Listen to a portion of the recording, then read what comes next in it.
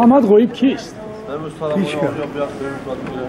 کی محمد غویب؟ مردم میدونه چی مردم. با فکر شما یک شاعر یک نماینده یک سخنگوی خلق بود.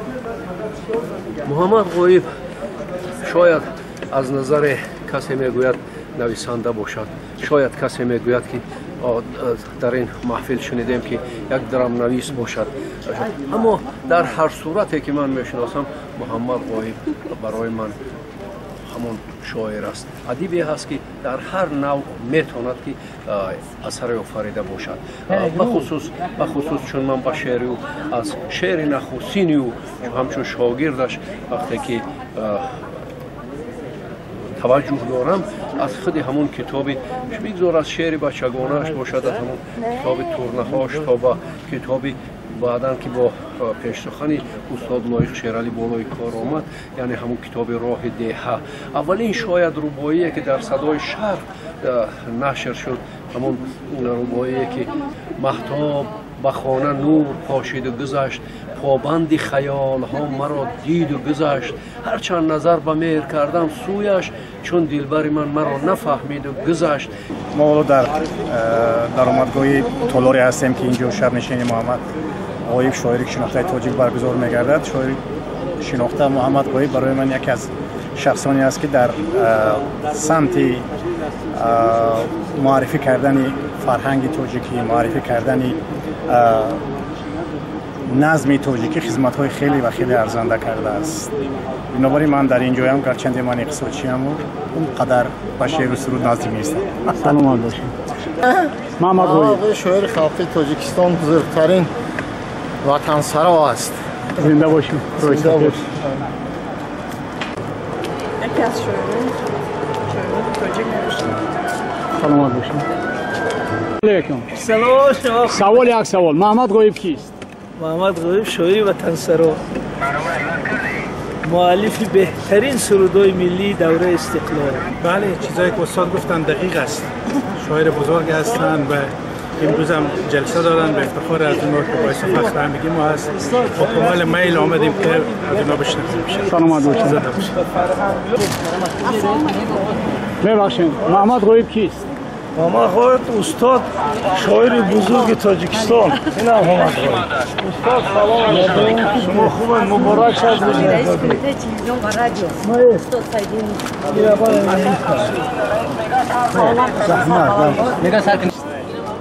غویب استادی امیر خلقی که تمام مردم امروزه ما اون رو دوست می‌دارن و احترام می‌کنن. سلام باشید. شاعر و انسان شریف. ببخشید محمد غویب کیست؟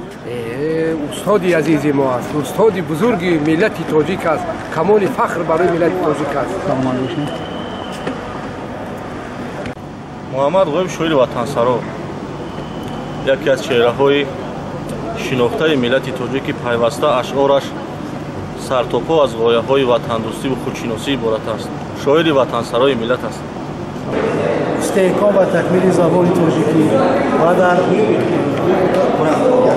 ترنم وطندوستی سخن‌های خیلی بالا و ماندگاری بوده است که آنها برای تربیت نسل امروزا و فرد کشور خیلی مساعدت میکنند و برای باز هم بلندتر گردیدن موقع و آبروی سخن تاجیکی، شعر تاجیکی، مقام شاعر در کشور ما خیلی بالا و ارزنده میگردد و موری به تاکید است که شعر تاجیکستان وطنی نوروز است، همچون یک گیم برای نوروزی بین المللی تاجیکستان است که این برای ملت ما یک افتخار خیلی بزرگ و ماندگاری است که ما و شاعر در این سمت کامیابی و موفقیت‌های بی‌نظیر را در ایجاد شعر در ترنم سخن بالای تاجیکی تمنا داریم. ببخشید محمد غویب کیست؟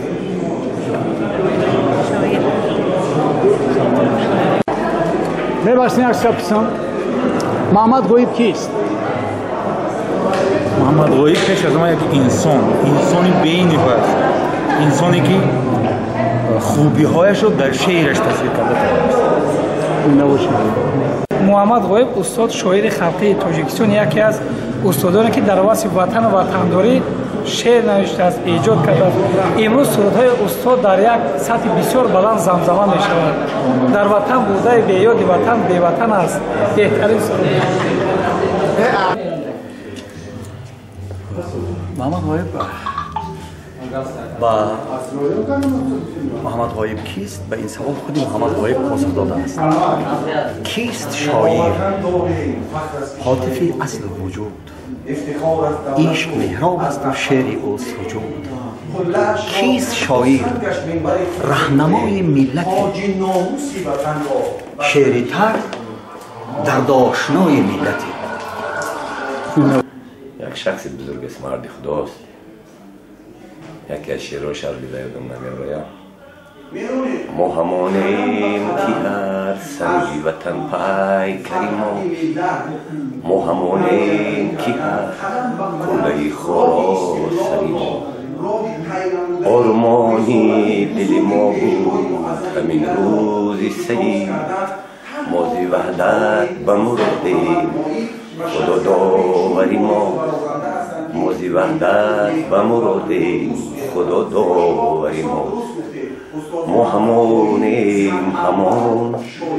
و من همچون هنرمند خوشبختترین انسانم که از ایجادیاتی استاد محمد غایب بهره‌ور شدم. دو مصرع شعر. قصیده محبت و صداقتم برای تو بخوانم ای وطن، ترانه جسارت و متانتم برای تو بخوانم ای وطن. سلام علیکم. وطن میگویم از روزی که من فهمی سخن دارم، سخن میگویم از روزی که من مهری وطن دارم. سلام علیکم. استاد محمد غایب از زمره محبوب ترین شاعران امروز هستند که با اشعار ناب و روان خود در دل و دیده مردم معوا گرفتند. فعالیت استاد محمد غایب خیلی دامنه‌دار است. استاد محمد غایب در برابر ایجاد شعرهای والا اینچنین در نثر هم دستی بالا دارند.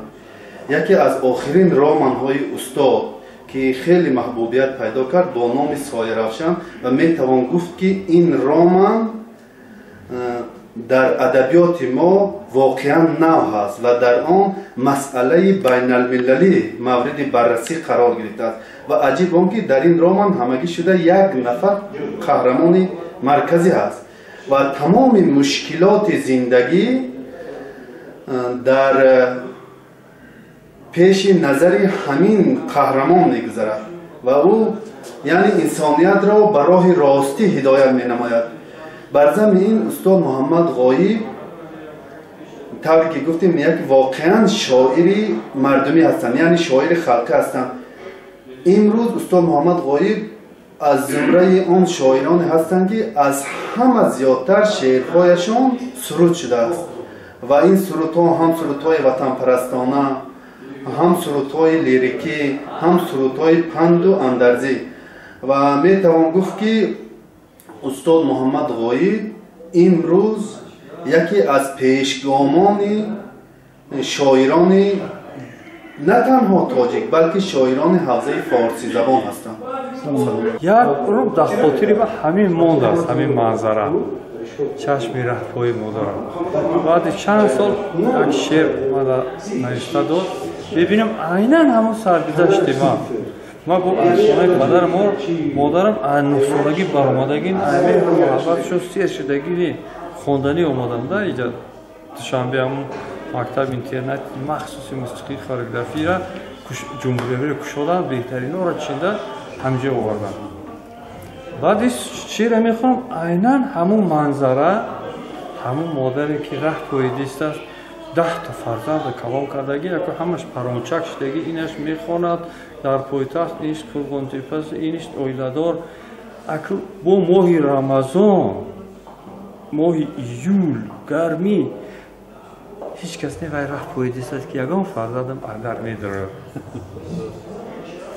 حکام سرده نویسم که وقتی که زیخ شوم خمار مادر گیره همه میخورم یک گریه میکنم دلم سبک میشه وقتی سرها سفید و طفلی سر کوی مادریم به مادریم و بعد از این خاک بر سریم.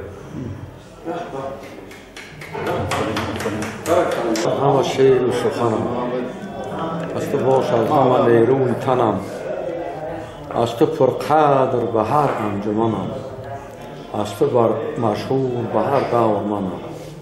توی دنیای وجودم، توی جان در بدنم، تاجیکستان وطنم، ای وطنم، جان وطنم.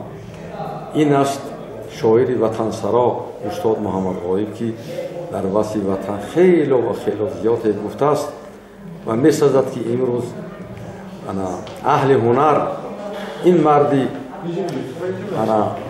سراپا شعر دوست و وطن سرا را دستگیری کنند و وطن محبوب را همراه محمد غایب سرایند، چون به محمد غایب سراییدن سرود معنی ندارد. زنده باشید. یک از تو که شما علمای دقیق خط کرده، فیزیک متماتیک، ای کجا بفهمید در عمله نخونده باشید خواهده شد. علمای اصلی نخونده پیدا می شود. همه زندگی پیش میرد. خود زندگی صحنه است، اندکنده شکلی حیران می شوید. همون رو یک پارش با دفتر میکشونه، یعنی یک رنگ شعرگری با شما پیشنهاد میکنه. در آخر برای دلگرمی همه شما، محبت همه شما چند شعر عشقی میخونم.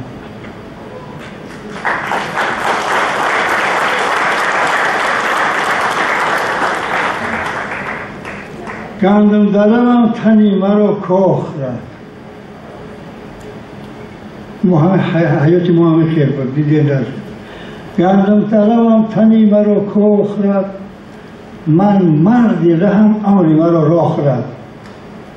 عشق از آن دمه به من یار شدی، نوری دل خوشحالی مرا ماخ رد.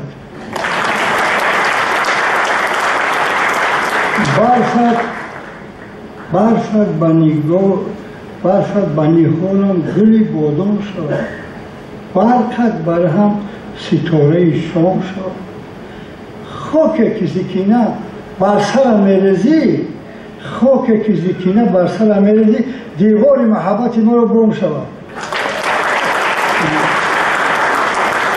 مشکل تو درس عشق آموختن است، مشکل تو درس عشق آموختن است، کاری تو جگر بریدن دوختن است.